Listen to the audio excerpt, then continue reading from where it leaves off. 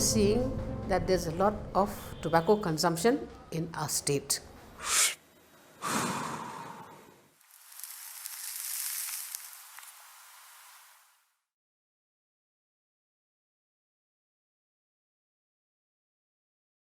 Traditionally, people got used to smoking somehow to get nicotine, and so nicotine is basically an agonist to acetylcholine esterase, one component that we know biologically.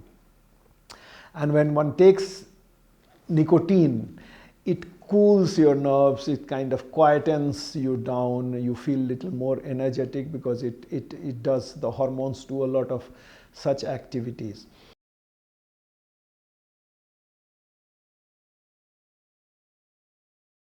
There are two forms of tobacco. The first form, smoked, and the second form is smokeless. When we talk about smoked tobacco, what do we mean? Cigars, cigarettes, bidis, everything which generates smoke. But when we come to smokeless tobacco, there are different forms. Number one, if you talk about our state, you can say it's Duma, which is available openly in the market. And then there are other forms of smokeless tobacco. You can say Khaini, Gutka, Chikar, and so on and so forth. Okay.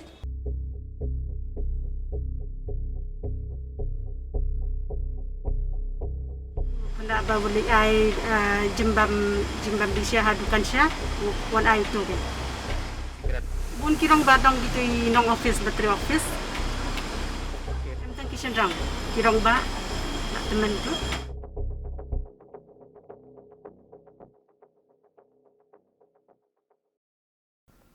When we burn, scientifically a combustion of organic matters take place, like we burn leaves and other things and we see smoke. Similar thing happens in a smoking apparatus, whatever, whether it's cigarette or a bidi or a hookah or chillam and things like that. And when one drags this smoke from one of these devices to extract nicotine, we drag it fast to get more nicotine, and in the process combustion doesn't get completed and it's partial combustion. So the harm to tobacco is coming primarily from the smoke, which is CO gas, carbon monoxide, and tar, which is a complex mixture of carbon producing huge number of carcinogens which are known to be damaging to human, and that's what we get when we smoke. So lung cancer, as you know, WHO's the report of September 2018, so little over 1 year old, that's the latest report I know from WHO, that lung cancer is number one cancer globally.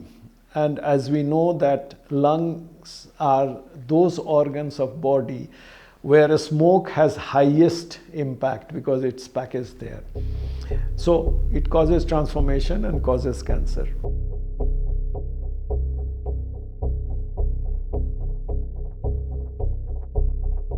It is believed by so many that is also cultural in nature to some extent. It's because of our culture, okay? So we serve kwai, we serve this, we serve that, but we cannot accept that the heavy intake of tobacco can be a part of our culture, okay? And then, so our adults, you can say middle-aged or higher age group, they say they take it, and when they start young, then it becomes a culture, no? You keep on taking, and then you keep on increasing the tobacco intake. But when it comes to the youth, you can't say it's a part of culture. You know, they acquire this habit from friends, peer pressure, social reasons. I want to be broad-minded, I look good, I'm a man, I'm a boy, so I have to smoke. They'll start with one cigarette, they'll start with 2 cigarettes, and then it spreads. Okay, it's peer pressure. and they get a good feeling when they say that they smoke. They get a good feeling. And when you ask students or young boys, why do you smoke during our awareness programs, they smile, and some, they show long faces, and those who smile, you can make it's just a showing off kind of a thing. And there are some expressions that you get from students, when you ask them, tension at home, tension with my studies, or for whatever reasons, they give that. And some, because my cousins from abroad, my relatives from abroad, they bring brands, so they feel good. I am from an elite school, I am from a broad-minded family, I am from a modern family, so I take stuffs which come from outside.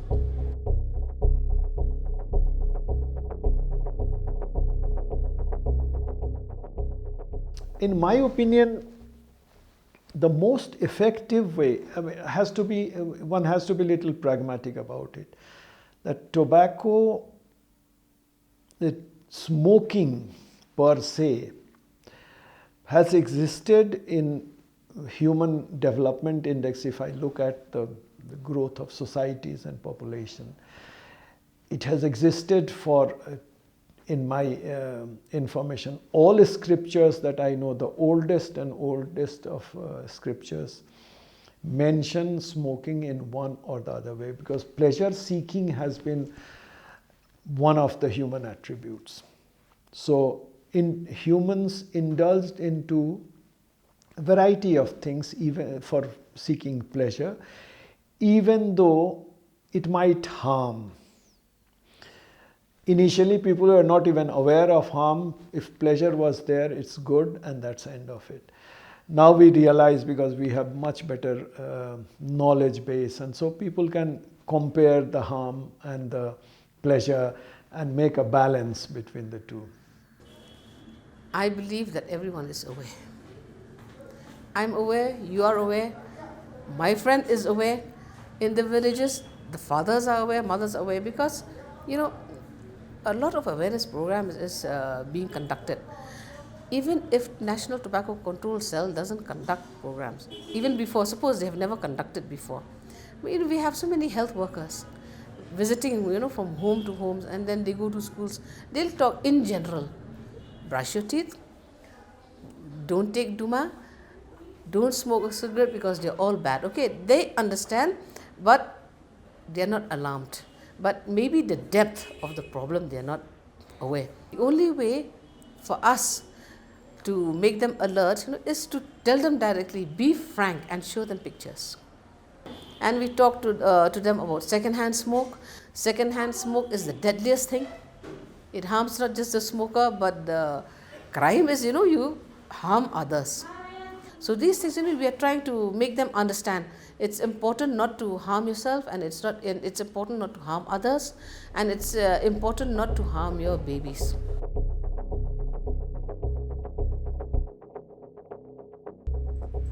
Actually, I started smoking pretty late in life. I was about 26, around 26, yeah. And from then on, there's no stopping.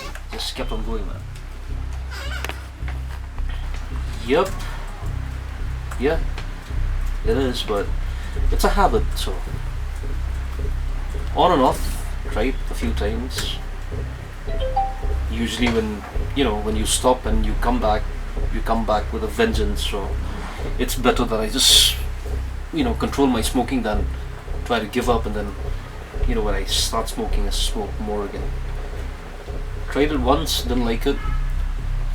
Overload of nicotine, I feel, for that short period of time. So, no, I guess cigarettes are much better for me, personally. I'm not talking about other people's views. That's just my perspective.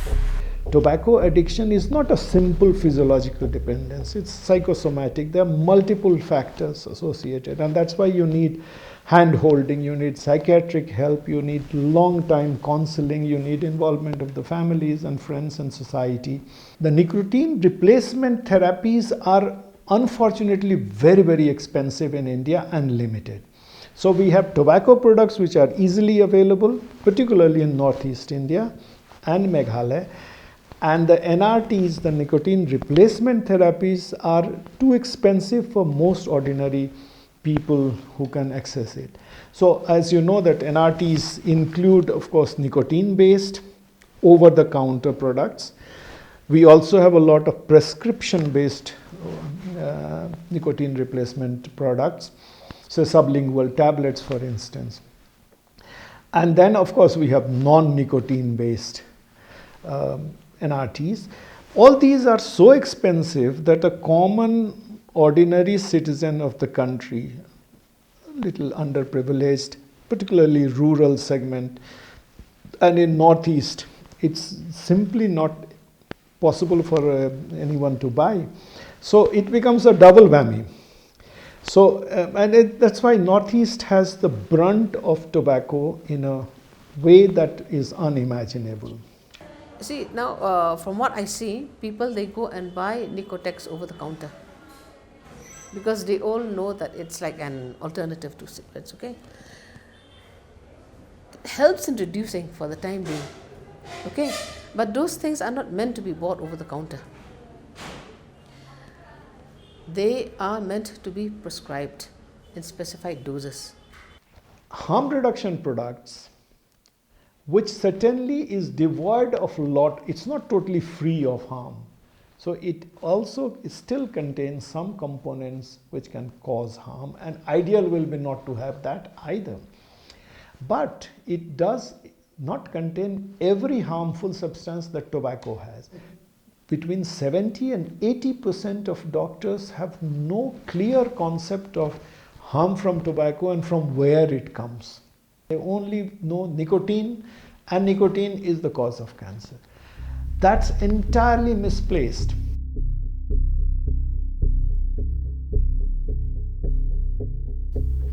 Obviously, I think these traditional institutions are real thought leaders of human society, particularly in urban and rural areas. And there is a strong need that these traditional institutions are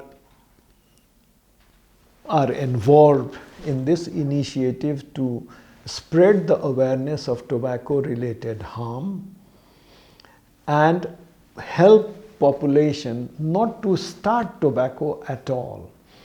And so if rural and semi-urban areas, these traditional institutions have big influence, and if they also start the message, spreading the message of tobacco harm in general, and helping people not to start with using tobacco, particularly smoking, I think it would do wonders in India, in my opinion.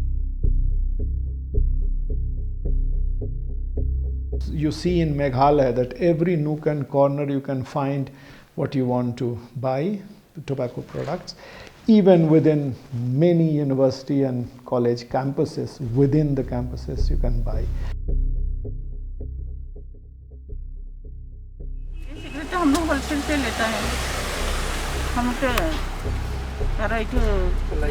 हाँ limo से wholesale से लेता है मालूम है हाँ मालूम है बेटा तो बेटा हम तो ये बिजनेस तो खाली सिपाही के लोग के लिए करता ना ये सामने में सिपाही लोग हाई बोलते हैं लेकिन हम स्टूडेंट के लिए नहीं करता लेकिन क्या करेगा स्टूडेंट लोग भी मेरा ही बच्चा जैसा है ना क्या करेगा हम लोग मजबूरी है लेकिन हम लोग का दूसरा काम है ही नहीं लेकिन क्या काम करेगा हम लोग कोई काम मिलने से हम लोग ये सब छोड़ देगा बेटा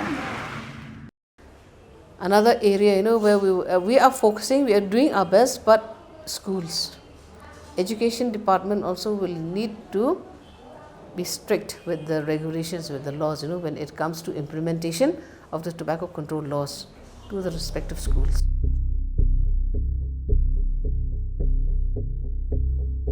Harm reduction is core of medical science. Entire medical science works on the principles of harm reduction. In tobacco context, it's of course the outcome is variable. Countries which adopted as a policy harm reduction, we see a large reduction of smoker numbers, significant reduction in UK, in Japan, in many other countries where harm reduction became part of a policy.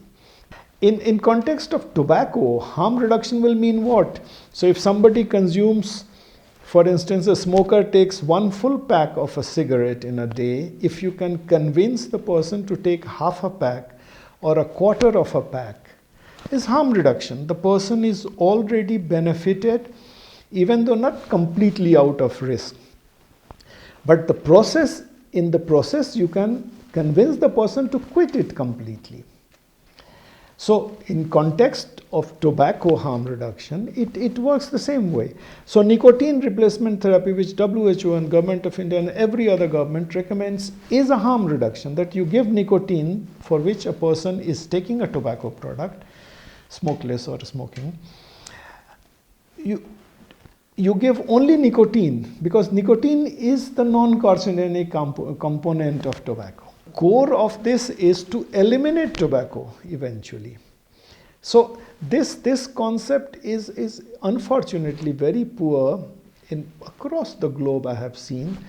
Particularly, we have little cultural association, reason why we don't believe so much on harm reduction, or we don't practice it so much. So we have our cultural association with multiple ways of thinking we have. And so we also do not practice it so well, particularly in tobacco context. And so harm reduction has not been able to get its rightful place in multiple societies across the globe, including in our own country.